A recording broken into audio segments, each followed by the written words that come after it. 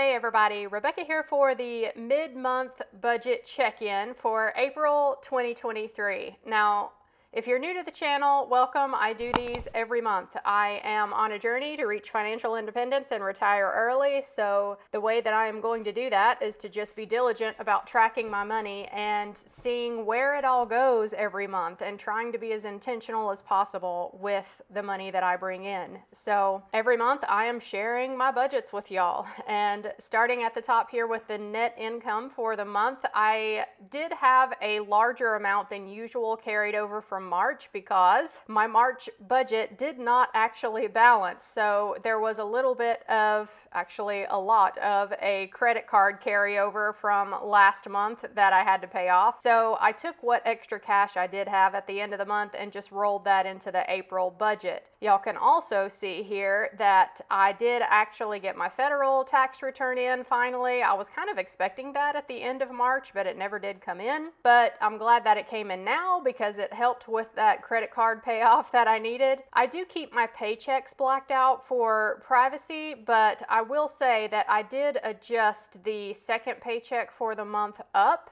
because for the first time in 2023, I actually did have an overtime opportunity happen, and I'm actually going to be working an extra night this coming week. So I did adjust that paycheck up. That'll be nice. If you've been with me for a while, then you know that I do tend to take overtime opportunities when they crop up, and in the previous couple of years at my job, it has happened a lot. I've gotten a lot of overtime and extra work the last couple of years, but this year it has not been that way. This week will be the first time that I have worked an extra shift this year. I'm happy to do that though. I'll take the overtime when I can get it. But yeah, so far this year it just hasn't been as much as I was expecting. And if you are new here, I am a third shift worker. I do ultrasound for a living. That's what I do to bring in this income. I am in North Carolina, still waiting on that North Carolina tax return to come back. It's only $73 though. My Fidelity credit card, this is my main credit card that I use for all of my purchases that I make month to month. So I usually get about $25 worth of credit card rewards, but I did extra spending in March, so I got $46.48 there that automatically goes into my Fidelity account for investing. AdSense, this is when I get a YouTube paycheck in. I was not planning on getting one this month, and I'm not going to get one this month. The AdSense revenue for YouTube has been down for a long time now, and I tend to only get paid out from my YouTube channel every other month now. So as you can see, we are halfway through the month, and I'm expecting to bring in about $6,800, and I'm sitting at just under $4,000 at the moment. So moving down into the bills and spending section, y'all can see here, for once it is short, which is nice. And most of the items here are filled out already, although some are still ongoing. I have scheduled my mortgage payment, $840 as usual. It has not come out yet, so I can't update you on the balance that I owe on the house. As of the beginning of the month, I owed $128,589.63. But again, that the payment's been scheduled, it just hasn't come out yet. My utilities, I budgeted pretty accurately this month. I expected about $125, and my utilities, trash pickup, all of that was $116.81. Internet with AT&T, $65.25. Gas for my car, I budget $125 every month, and right now I'm sitting at $44.48. I probably will need to get gas this week, but looks like I may come under budget for this category as well. I have pretty much just been driving to work and driving back home, and that is it. Me and my boring life here, just grinding to get to financial independence. So yeah, this one may be under budget this month, which is fine by me. Personal spending, I have a goal to spend less than $2,000 for the year on personal spending. This number out to the side is the amount that I had left for the rest of the year as of the start of April. And my goal for April was to try not to do any personal spending at all because I did some extra spending last month in March. So far I have not spent anything for personal spending in April, and I'm going to try to keep this at 0 this month. But I have been tempted, I won't lie. I was looking at just a little $20 thing off of Amazon that I can put on the end of like a broom handle that makes cleaning baseboards easier around the house, so I won't have to get down on my hands and knees to clean my baseboards anymore. And it's only $20. I almost bought it, but you know what? It can wait until next month, and that's fine. Cleaning my baseboards can also wait until next month when I get that thing. But yeah, that's just an example of a small thing that pops up that I want to spend money on every month, but it's okay for it to wait. I can buy it next month if I still really want it by then. Another thing I was looking at was, if you've been with me for a while, then you know that I was going to an electrolysis clinic to get some permanent hair removal done, but I have started to have just some regrowth in my underarms, and it's not much, and I hate to spend $80 every time I go back to the electrolysis clinic to get another treatment from them to try and keep this hair gone. So I was looking at one of those at-home laser devices. I wanted to get one just to test it out and see if it would work on this underarm regrowth that I'm having, and if so, then I could use it in other areas, right? But I figured that for the money, it was about $200. If it works, then it's worth it, but if it doesn't work, it's only $200, and I can always go back to the electrolysis clinic if I need to. But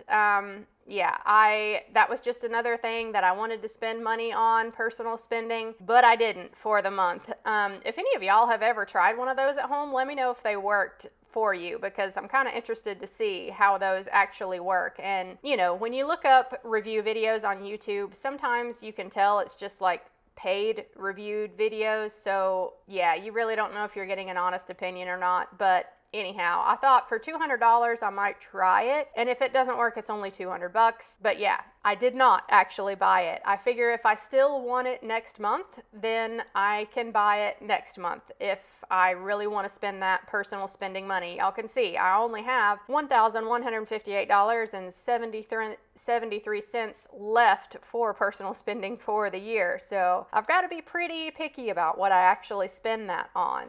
Anyhow, moving down into the food and household budget here, y'all can see that this is the other big goal that I have for my low spend year, is to stick to this $600 per month food and household budget, and I'm cutting it really close this month yet again. I am at $544.60, and I'm filming this on the 17th of April. Now, am I worried I'm going to go over this month? No, but I am really going to have to pay attention to make sure that I don't. I did have just a bunch of stuff that all hit at once. I needed more cat food, more dog food, more cat litter, and just those three things are about $100 when they hit, and they all hit at once, of course. So I'm cutting it kind of close this month, but I have enough here at the house that I really think when I go to the grocery store every week that I can just get the things that I need, like fresh vegetables and cream for my coffee, for example. I don't think I need any more staple items for the rest of the month, so hopefully I can cut this just under the $600 per month like I did last month. We'll see at the end of the month when I do my budget review. The next line item here is my credit card carryover, and this is what I mean by I did too much spending last month. I had a lot of credit card carryover. I didn't pay off anything from my March budget. I just rolled it all over into April because I wanted to make sure to get my mom paid back the money that I owed her, and I did do that. So that meant I did roll over a credit card balance, which is why I rolled over all of my cash from the March budget into April. But I have paid this completely off before interest accrued, so my credit card balance is just what spending I have done so far this month on my credit card. So happy to say that that is paid off and no interest is accrued. This next item here, as Bjorn brings me a mouse to throw for him, he likes to play fetch, Anyway, the yard care line item here is for my neighbor. I have the best neighbor, y'all, and he knows that I'm a third shifter and that it's hard for me to cut my grass all the time, and very kindly, he will come and do it every once in a while. But I did not ask him to. He came over one day and cut my grass, and he had his extra guy. He has a lawn care business where he cuts yards for people.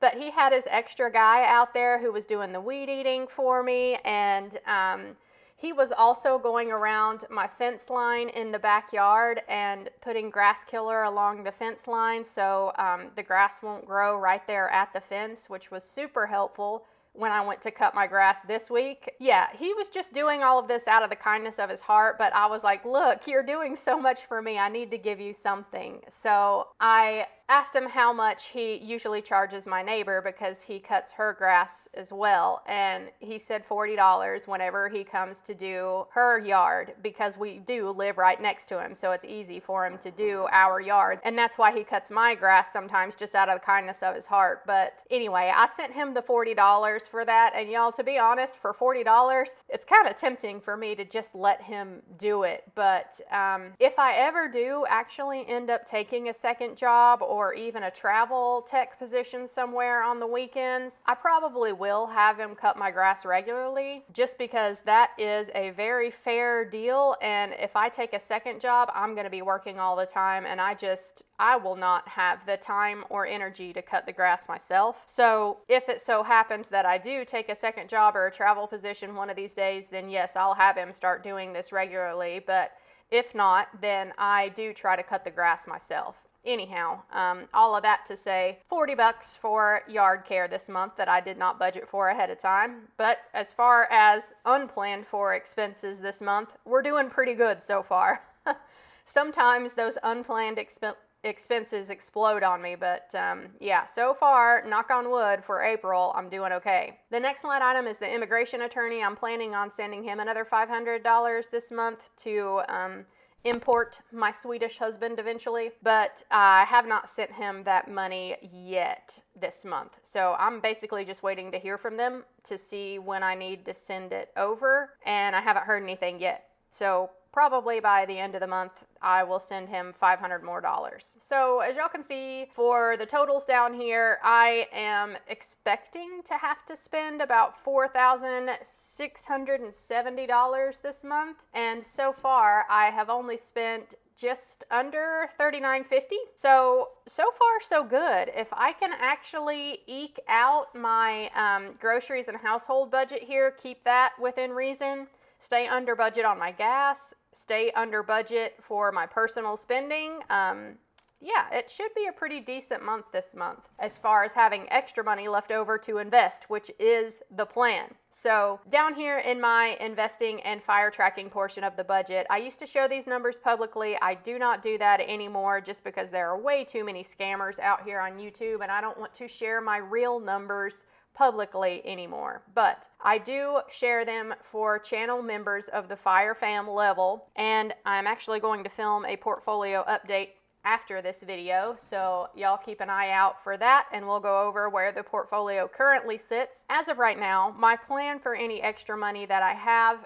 at the end of the month is to go to investing in some way, shape, or form. And y'all can see at the moment that my budget is in the negative, but I'll be getting that second paycheck in later this month, so this will go back into the positive. And I do still share my monthly savings rate and my percentage progress towards my fire number publicly, but I have that blacked out for now just because it's the middle of the month, so those numbers aren't accurate until the budget is finalized for the end of the month. So I will share those with y'all when we do my budget review video at the end of the month. So that covers it for the mid-month budget update for April 2023. So far so good on this budget, y'all. I'm pretty proud of myself for how it's looking.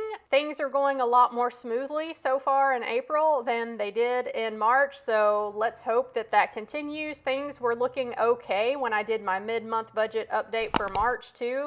I had some expenses creep in, but it was overall okay. It was the end of the month that got me. So hopefully that pattern will not repeat for April. And yeah, we can close out the month pretty good, and I will hopefully have a pretty high savings rate by the end of the month.